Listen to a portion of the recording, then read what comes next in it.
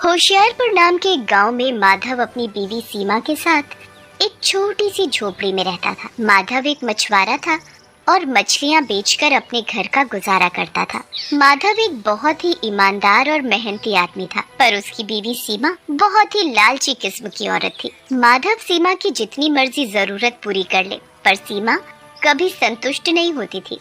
एक दिन जब माधव मछली पकड़ने के लिए घर से बाहर जा रहा होता है, तभी पीछे से सीमा आवाज देती है, अजी सुनते हो? हाँ बोलो, क्या बात है? जब शाम को आओगे तो मेरे लिए रबड़ी जलेबी लेते आना। कैसी बातें कर रही हो? घर में खाने के लिए तो है नहीं और तुम रबड़ी जलेबी की बातें कर रही हो। आप तो बस हमेशा कंजूसी करते रहा करो। मेरे तो भाग फूट गए आपसे शादी करके। तुम्हारा तो रोज का रोना है। अब मुझे शांति से काम करने जाने दो, वरना हमें भूखा ही सोना पड़ेगा। माधव मछली पकड़ने के लिए चल देता है। कुछ देर बाद वो तालाब के किनारे पहुंच जाता है और मछली पकड़ने लगता है।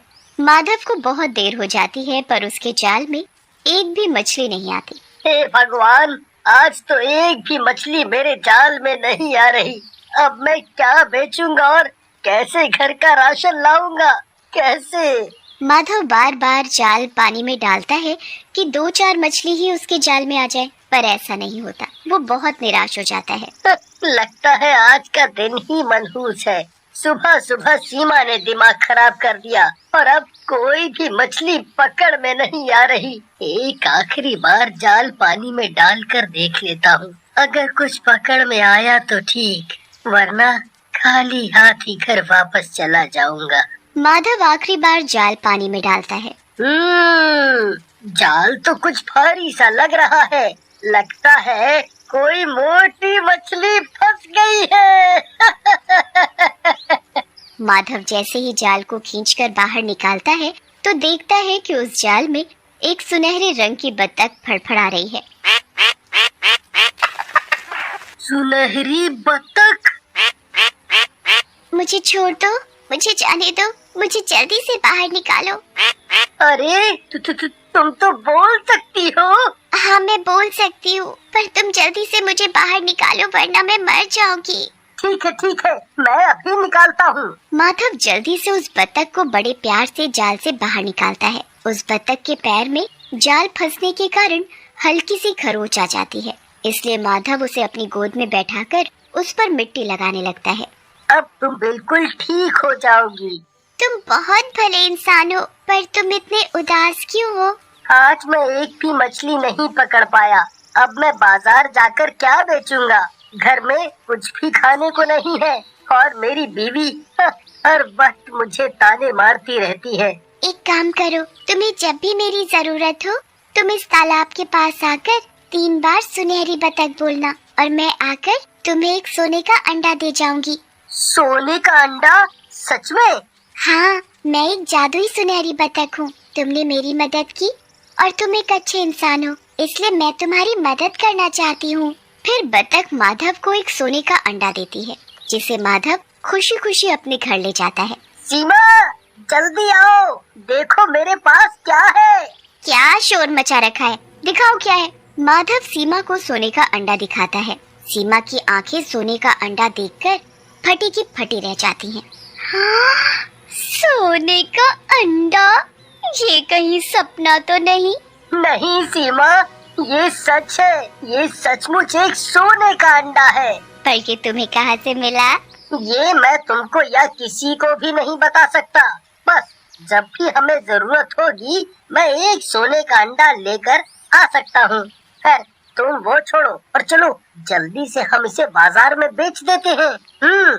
माधव और सीमा बाजार में जाकर उस सोने के अंडे को बेच देते हैं। सोने के अंडे के बदले उन्हें बहुत सारे पैसे मिल जाते हैं। अब मैं इन पैसों से सबसे पहले घर का राशन लाऊंगा और जिस जिस चीज की जरूरत है हम वो सब ले लेंगे। फिर जो पैसे बचेंगे हम उन्हें माँ और बाबूजी को दे देंगे। चुप करो जी, चुपचाप ये पैसे मुझे दे दो। मुझे पता है कि मुझे इन पैसों का क्या कर। सीमा माधव से सारे पैसे छीन लेती है और माधव बेचारा चुपचाप देखता रह जाता है। सीमा सारे पैसे अपने नए कपड़ों और बाकी बेकार की चीजों में बर्बाद कर देती है। माधव अगले दिन फिर उस नदी के पास जाता है और 3 बार सुनहरी बतख पुकारता है।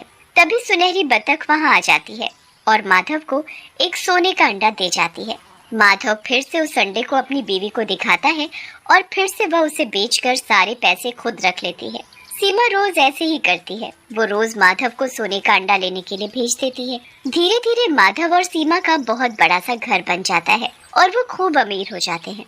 सीमा पैसों के लालच में अंधी हो रखी होती है। वो अपनी ठाट बाट की जिंदगी में बहुत खुश होती है, पर माधव इन सब से खुश नहीं होता।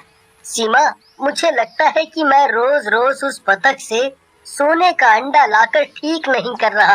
तुमको इतना लालच नहीं करना चाहिए। हमारे पास अब सब कुछ है। हमें मेहनत करके अपना घर चलाना चाहिए। आप पागल हो गए हो क्या? लगता है आराम की जिंदगी तुमसे हजम नहीं हो रही। माधव सीमा को बहुत समझाता है, पर सीमा उसकी एक नहीं सुनती।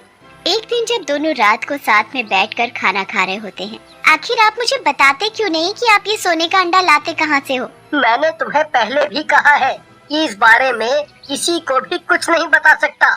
मुझे उस सुनहरी बतख ने बताने के लिए मना किया है। मुझे तो लगता है आप झूठ बोलते हो। आपको मुझ पर भरोसा ही नहीं है। आप नहीं चाहते कि कभी किसी को उस बतख के बारे में पता चले। अरे, मैं सच बोल रहा हूँ और तुमको मैं हमेशा सोने का अंडा ला करके देता तो हूँ। फिर तुम्हें और क्या चाहिए? मुझे तो वो सुनहरी बतख चाहिए। देखो मीना, तुम्हें कभी नहीं बताऊंगा कि वो बतख कहाँ है। वो जहाँ भी है खुश है। उसे आजादी की जिंदगी जीने दो। मीना पूरी रात उस सुनहरी बतख के बारे में सोचती रहती है और सुबह होने का इंतजार करती है। सुबह होते ही जैसे माधव सोने का अंडा लेने के लिए घर से निकल पड़ता है, तभी सीमा भी चुपके माधव का पीछा करने लगती है। माधव उस तालाब के पास पहुंच जाता है और 3 बार सुनहरी बतख पुकारता है। तभी वहां सुनहरी बतख आकर माधव को एक सोने का अंडा दे जाती है। सीमा ये सब एक पेड़ के पीछे से छुपकर देख रही होती है। अच्छा, अब समझ आया कि ये बतख कैसे बाहर आती है। अब तो मैं इस बतख को ही पकड़कर घर ले जाऊंगी और दुनिया की सबसे अमीर औरत बन जाऊंगी। सीमा अगले दिन उस तालाब के पास अकेली आकर 3 बार सुनहरी बतख को आवाज देती है। सुनहरी बतख, सुनहरी बतख, सुनहरी बतख। 3 बार अपना नाम सुनकर सुनहरी बतख एक सोने के अंडे के साथ आ जाती है।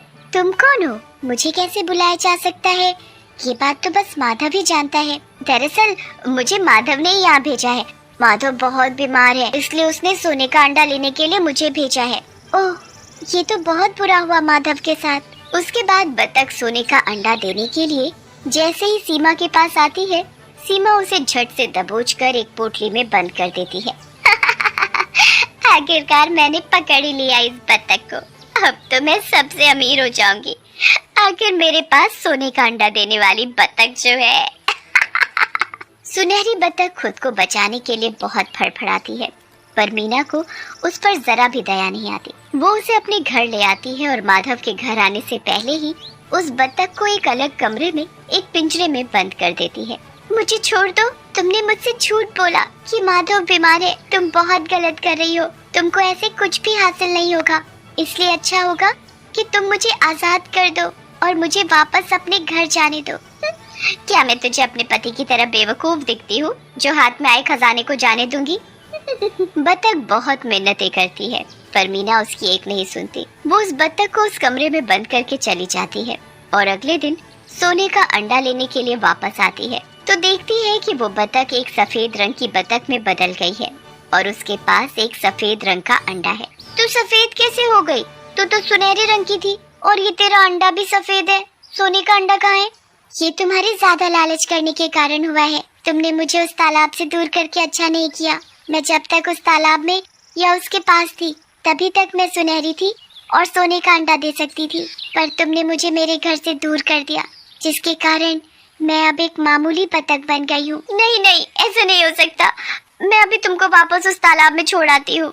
सीमा जल्दी से उस बतख को उस तालाब में छोड़ आती है, पर वो बतख हमेशा के लिए सफेद हो चुकी होती है और वो उसके बाद कभी सोने के अंडे नहीं देती और वो फिर से पहले की तरह गरीबों की जिंदगी जीने लगते हैं।